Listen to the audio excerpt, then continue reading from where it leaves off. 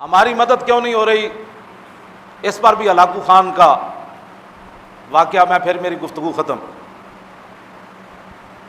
علاؤ الدین خوارزم مسلمانوں کا بہت بڑا سپہ سالار ہے۔ وہ لاکھوں کی فوج لے کر ہلاکو خان کے مقابلے میں گیا۔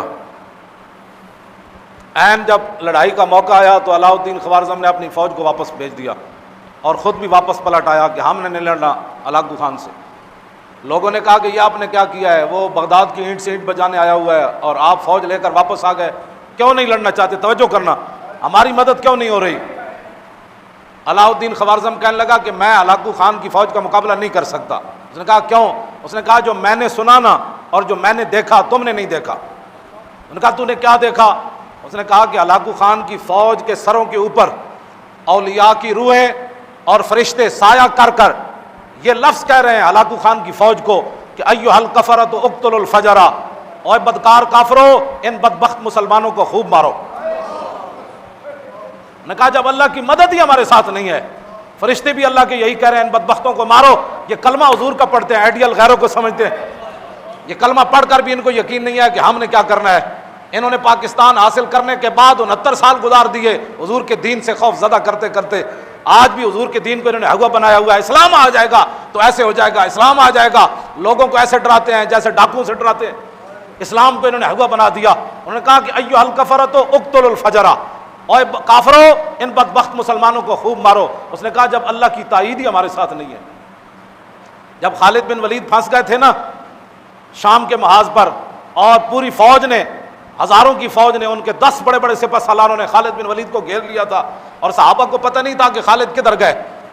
خالد بن ولید تنے تنہا ان کے تعاقب میں نکل کھڑے، انہوں نے پہچان لیا۔ ان کا سپہ سالار کہنے لگے یہی وہ بندہ ہے جس نے پورے دنیا کے اندر اپنی طاقت کی دھاک بٹھائی ہے، آج اس کو مارو تو ہر چیز واپس لے لو گے تم، اس سپہ سالار کو مارو۔ خالد بن ولید فرمانے لگے مجھے موت سامنے اس دن نظر آ گئی، میں اپنے گھوڑے سے نیچے اتر آیا، ہزاروں کی فوج کے میں گھر گیا، ان کے سپہ سالار آ گئے۔ آپ فرماتے ہیں کہ ہاتھیوں کی طرح ان کے سپہ سالار تھے جنہوں نے مجھے گھیرا۔ جب خالد بن ولید، اس صحابہ کو پتہ ہی نہیں ہے خالد بن ولید کدھر گئے، تنے تنہا ان کے پیچھے بھاگ کھڑے ہوئے۔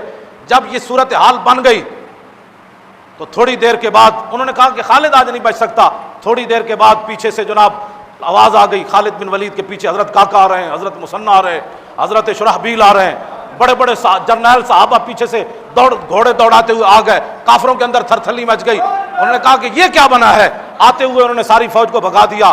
تو خالد بن ولید نے فرمایا کہ آپ کو کس نے بتایا کہ میں ادھر پھنس گیا؟ انہوں نے کہا کیا بتائیں، کس نے بتایا؟ جب ہم جنگ ادھر بیٹھے ہوئے تھے تو آواز ہوا سے گزرتے ہوئے فرشتوں نے کہا تم ادھر بیٹھے ہو، خالد پھنس گیا۔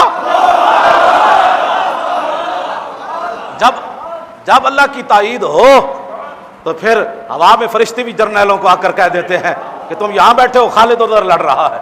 اور جب اللہ کی تائید ہی نہ ہو اور مسلمان گھر میں بیٹھے اسلام کے خلاف باتیں کرتے ہوں